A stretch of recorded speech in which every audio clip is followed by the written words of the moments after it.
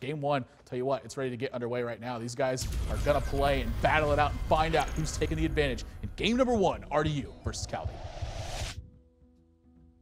And this is something I think we were going to be seeing from Kaldi and from Rdu in both of these games here. We're going to be seeing Patron Warrior a lot from these guys. Yeah, very powerful strategies. Kaldi talked to me about how much he likes Patron Warrior right now. Just such a powerful deck and puts a lot of pressure on people. If they don't bring the right game plans, it just snowballs out of control. Yeah, we're going to get Rdu's perspective up for you just a second here. A little bit of that client bug that always seems to get us. Yeah, loves to get us. Wow, Ooh, what an opening hand from him though. 2 Twilight Drakes. I mean, this is a little interesting. This is the Void Caller version of it. This doesn't always run Mountain Giants in it. Yeah, this is Demon Lock.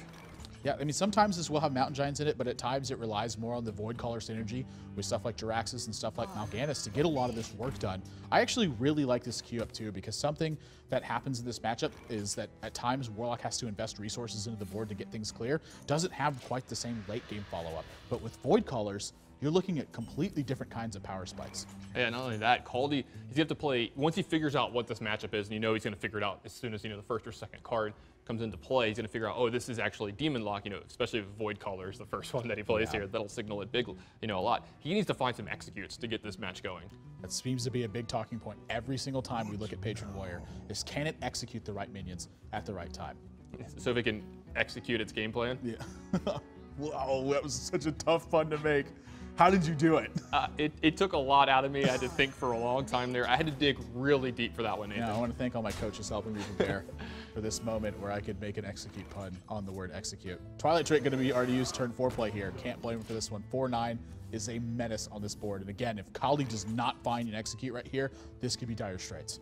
Yeah, he can do some stuff, with slams or digging into his deck. I mean, he's not going to get beat down super fast by this Twilight Drake. He's just looking to fill his hand with as many pieces of the combo as he can, have this Emperor Thorson go off, and then maybe go off the turn after that. Well, his hand's getting uglier and uglier. Yeah. Double inner rage to start is not what you want to see. This is part of this combo. This is a very critical spot. But look at this. No execute, no weapons, no Acolyte of Pain, no Gnomish Inventor.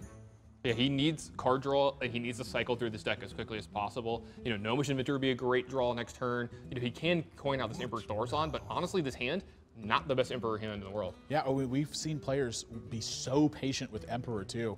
I think Kaldi understands that's part of the game plan here, is to be that patient. I don't even expect him to play this unstable goal here, and not even going to armor up, wants to get damage that Battle Rage is active. Yeah, that is a purposeful non-armor up there. He wants to make sure that if he draws Battle Rage, he gets, an extra card off of it here by taking damage himself. Yeah, Rdu going to smell blood in the water too. Second Twilight Drake gets added. And Kaldi's got to do something to turn this game right around, because it's looking bad. Yeah, and there's a chance that he was going to play Emperor this turn. This is the reason I think he's playing it. It's not only, obviously, oh, it makes my hand cheaper, but he needs Rdu to interact with this card, to take some pressure off of his life total, to stop getting beat down by these Twilight Drakes. He needs Rdu to start doing something. If he just sits back and just armors up, the game's going to start to snowball out of control. Yeah, that's exactly what's going to happen. And Rdu, he's not going to slow down in this position. He's going to keep fighting. And since he can't effectively kill this Emperor Thorson, just going to shut off the ability from it. And guess what? This is coming across Kaldi's face. Yeah, we're going upstairs. You see him actually add an Acidic Swamp Ooze there as well. That's going to be really good in this game. Yeah, Gnomish Inventor a little bit off curve at this point. This is a tough spot to deal with. I mean, looking at the 2 Twilight Drakes that have been played and then a Void Caller sitting on board, there's no way Kaldi feels comfortable killing this Void Caller. No, you've got to be really scared taking care of this Void Caller, because you know that half the time in this deck, it's going to be Mal'Ganis coming in. Yeah. I mean, even if it's just a Doom Guard, even if it's just another Void Caller, what demon gets popped out of this that you're okay with? Blood Imp, I guess? I was literally about to say Blood Imp. Yeah. Yeah, Blood Imp's never happening. That's never going to be in one of these builds. You don't think that's in Kaldi's range? Not. I don't think it's in anyone's range right now. Is playing a Blood Imp. Yeah, I said it. If you're playing Blood Imp on ladder right now, you're doing it wrong. Even has to invest, pick up extra. And Kaldi turns up the heat here. Love this play. Yeah, maybe getting a little bit of misinformation to Rdu on his hand too as well. Rdu, you can't feel safe when someone, just 5s you here out of the Patron deck. You're like, oh man, next turn there might be a Frothing Berserker thing going on, because he did have a trigger from this Emperor Thorson. You know that, combos might be happening very, very soon and very quickly. Kaldi might just be looking to maybe steal this game with a Warsong Commander. That's what the signal sends right now.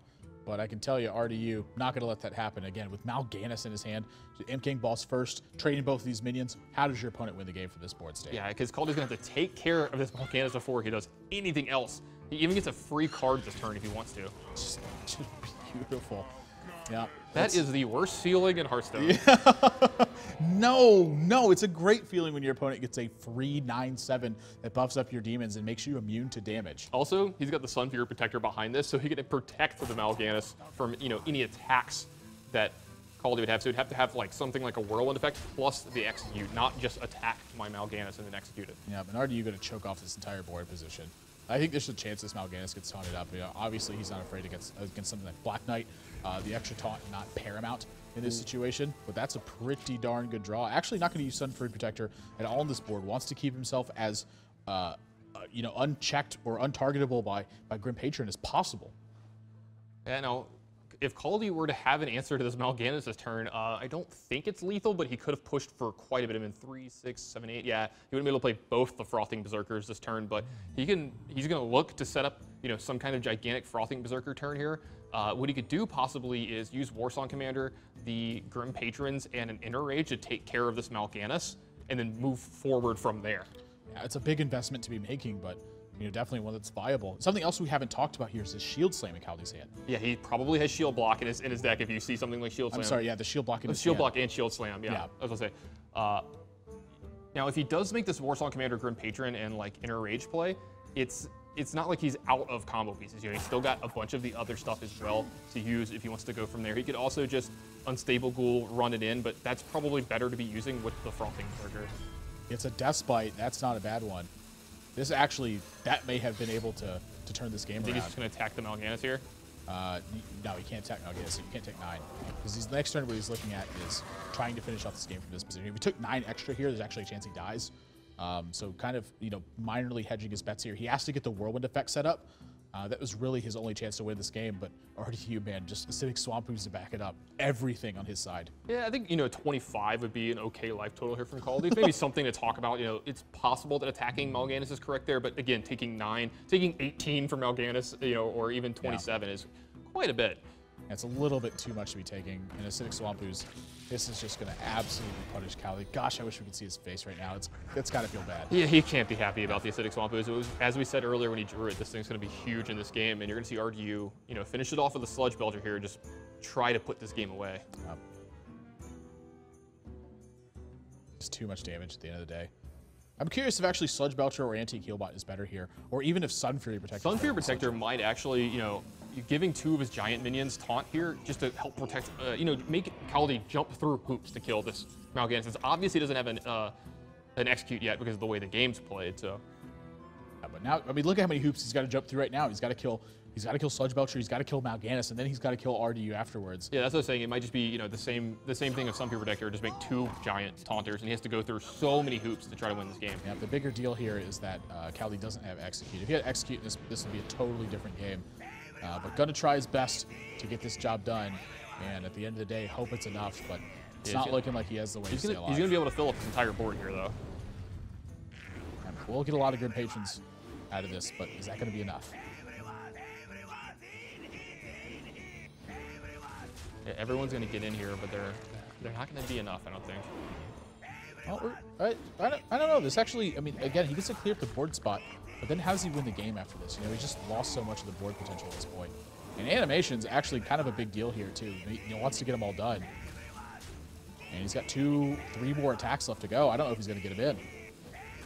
Yeah, this Imp King boss is going to work against RDU here and let Kaldi fill up his board again here. Well, again, the time.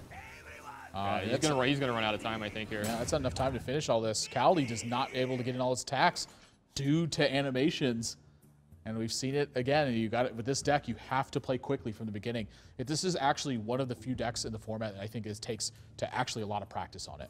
Yeah, you have to do it. Now, RDU is 1 point off of lethal here, right? If he goes Defender, attack with everything, Hellfire to sweep up the board here. I think he's actually 1 short. That's 4, 5, 6, 7, 8, 9, 10, 11, 12. Yeah, he's 1 short of killing Kaldi here because you got to believe he's going to take care of Kaldi's board here. Yeah, step 1, I think, is to attack and then evaluate afterwards. So Hellfire for sure coming in. And I don't think RDU's life tapping in this spot. I think he wants Antique Healbot. He's got to be a little bit concerned about his life total.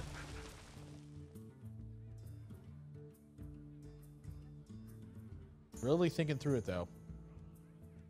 Can Kaldi actually win if he picks up a Whirlwind here? All right, so if Kaldi picks up a Whirlwind, he's got double Frothing Berserker and the Warsong Commander. Yeah, along that's with the Fiery 12, Works, I think 13, 14, 15, 16. Nope, it'll be a little bit short.